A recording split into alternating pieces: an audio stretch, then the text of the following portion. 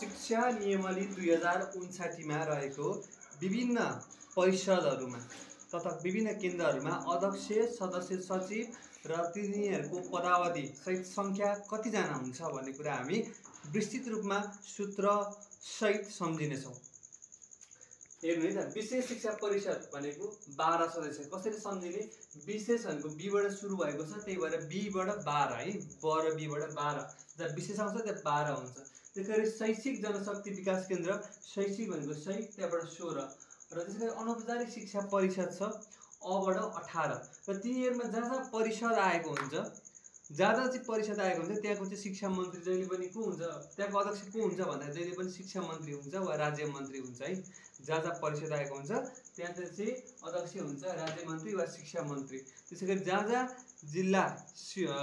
जिल्ला प्रमुख हुन्छ त्यहाँनिर चाहिँ जहिले पनि इकाइ प्रमुख चाहिँ सदस्य सचिव भएर आएको हुन्छ। यस्तै यस्तै कुराहरू पनि फेरि हामी डिस्कस गर्नेछौँ। अब मेन मुद्दातिर जाउँ है त। सुरुमा छ माध्यमिक शिक्षा उत्तीर्ण परीक्षा समिति र माध्यमिक शिक्षा उत्तीर्ण समन्वय समिति। यिनीहरू सुन्दा उस्तै सुने पनि यसमा यो विभिन्न कुराहरूमा चाहिँ यसका दायराहरू फरक छन्। यसको परीक्षा नै गराउनेको चाहिँ अध्यक्ष हुन्छ मन्त्रालयको सचिव।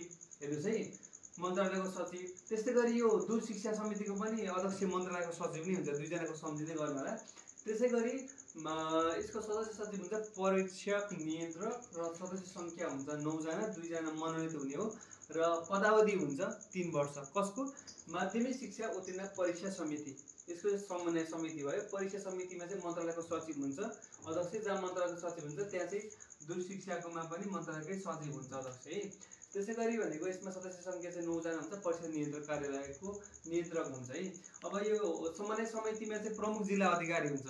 प्रमुख जिल्ला अधिकारी जहाँ आउँछ त्यहाँ चाहिँ इकाइ प्रमुख आउँछ र सदस्य सङ्ख्या भनेको 3 जना हुन्छ र अन्य सदस्य को हुन्छ 2 जना बाहेक भन्दा जिल्ला प्रहरी कार्यालयको प्रमुख हुन्छ है। त्यसै गरी मान्यता र सक्षमता, जस्तै कोही मान्छे इन्डिया वा कुनै अस्ट्रेलिया गएर पढेर आएको छ भने त्यसलाई चाहिँ नेपाल आएको छ, त्यसको चाहिँ सर्टिफिकेट चाहिँ भ्यालिडिटी गर्नको लागि चाहिँ त्यसको चाहिँ इक्विभ्यालेन्ट गर्नुपर्ने हुन्छ। त्यो चाहिँ कसले गर्छ भन्दा उच्च शिक्षा तथा शैक्षिक जनशक्ति केन्द्रले चाहिँ शैक्षिक व्यवस्थापन केन्द्रले चाहिँ गर्ने गर्छ। यो जसमा चाहिँ अध्यक्ष चाहिँ को हुन्छ भन्दा मन्त्रालयको सहसचिव हुन्छ। त्यसै गरी सदस्य सङ्ख्या हुन्छ, सदस्य सचिव हुन्छ महानिर्देशक पाठ्यक्रम विकास केन्द्र। पाठ्यक्रम विकास केन्द्रको नै महानिर्देशक किन भन्दाखेरि किनकि यो पाठ्यक्रम भनेको यो चाहिँ परीक्षासँग सम्बन्धित छ नि त, त्यही भएर चाहिँ सम्झिनको लागि चाहिँ यो सम्झिनु है त। सदस्य सङ्ख्या हुन्छ 5 र पदावधि भनेको यसमा मेन्सन गरेको छैन र यसलाई कसरी सम्झिने भन्दाखेरि माबाट मान्यता, माबाट मन्त्रालयको सहसचिव भनेर सम्झिने है त। सचिव भन्दाखेरि चाहिँ फेरि यतापट्टि मावि शिक्षा उत्तीर्ण र दूर शिक्षाको अध्यक्ष हो। अब जिल्ला अनौपचारिक शिक्षा र राष्ट्रिय अनौपचारिक शिक्षालाई एकचोटि हेरौँ, उस्तै छ। अध्यक्ष हुन्छ जिल्लाको अनौपचारिक शिक्षामा चाहिँ इन्फर्मल एजुकेसनको चाहिँ जिल्ला विकास समितिको सभापति हुन्छ। त्यसै गरी सदस्य सचिव हुन्छ इकाइको त्यही जिल्लाको इकाइको अनौपचारिक शिक्षा हेर्ने अधिकृत र जम्मा 11 जना हुन्छन्। 11 जना 4 जना चाहिँ मनोनित भएर हुने र पदावधि चाहिँ 3 वर्ष हुन्छ, म्याक्सिमम चाहिँ 3 वर्षको हुन्छ। यो माध्यमिक शिक्षाको पनि, जिल्ला अनौपचारिक पनि 3 वर्ष, दूर शिक्षाको पनि 3 वर्ष, विशेष शिक्षाको पनि 3 वर्ष हुन्छ भने अनौपचारिक शिक्षा परिषदको पनि 3 वर्ष नै हुन्छ। फेरि डिस्कस गरौँला। र यो जिल्ला शिक्षा अनौपचारिक शिक्षा समिति र राष्ट्रिय अनौपचारिक शिक्षा परिषदमा चाहिँ के फरक छ भन्दाखेरि चाहिँ जिल्ला भनेको प्रत्येक जिल्लामा हुने भयो, जहाँ चाहिँ जिल्ला नै प्रमुख हुन्छ, त्यसको प्रमुख र सदस्य सचिव चाहिँ त्यहीँको त्यो इकाइ प्रमुख हेर्न अधिकृत हुन्छ भने प्रत्येक जिल्लाको। अब राष्ट्रको रूपमा हेर्ने चाहिँ अध्यक्ष चाहिँ निर्देशक हुन्छ। यो चाहिँ अध्यक्ष हुन्छ शिक्षा मन्त्री, जहाँ परिषद आउँछ त्यहाँ शिक्षा मन्त्री अध्यक्ष हुन्छ। सदस्य सचिव हुन्छ, यहाँ चाहिँ सदस्य सचिव को हुन्छ भन्नुहुन्छ भने निर्देशक शिक्षा हेर्ने अधिकारी निर्देशक हुन्छ। यो चाहिँ अनौपचारिक शिक्षा परिषद हेर्ने चाहिँ हुन्छ यो चाहिँ। र त्यसरी सदस्य सङ्ख्या हुन्छ 18 जना र पदावधि हुन्छ 3 वर्ष। त्यसै गरी भनेको दूर शिक्षा छ। दूर शिक्षा भन्ने बित्तिकै टाढाको शिक्षा, त्यसमा मन्त्रालयको सचिव हुन्छ दूर शिक्षाका र माध्यमिक शिक्षाको। सदस्य सचिव हुन्छ दूर शिक्षाको महाशाखाको निर्देशक, किनभने त्यहीसँग सम्बन्धित छ र सदस्य सङ्ख्या 9 जना, 1 जना चाहिँ मनोनित हुन्छ र पदावधि 3 वर्ष हुन्छ। विशेष भनेको 12 आयो। 12 भन्ने बित्तिकै सदस्य सङ्ख्या 12 हुन्छ, सदस्य सचिव हुन्छ, शिक्षा तथा मानव स्रोतको महानिर्देशक हुन्छ। हेर्नु है, र अध्यक्ष हुन्छ शिक्षा मन्त्री वा राज्य मन्त्री, शिक्षा मन्त्री वा राज्य मन्त्री हुन्छ। त्यसै गरी शैक्षिक जनशक्ति विकास केन्द्रको कुरा गर्दाखेरि चाहिँ यो चाहिँ हाल चाहिँ मानव स्रोत विकास केन्द्रमा चाहिँ यो चाहिँ कन्भर्ट भएको छ। 3वटा जुन चाहिँ पछाडि अर्कै भिडियोमा डिस्कस गरौँला।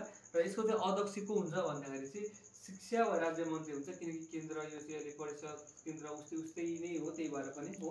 र सदस्य सचिव चाहिँ कार्यकारी जनशक्ति विकास केन्द्रको हुन्छ कार्यकारी, र सदस्य सङ्ख्या चाहिँ 16 जना हुन्छ। शैक्षिक भनेको 6 बाट 16, पदावधिको मेन्सन गरेको छैन।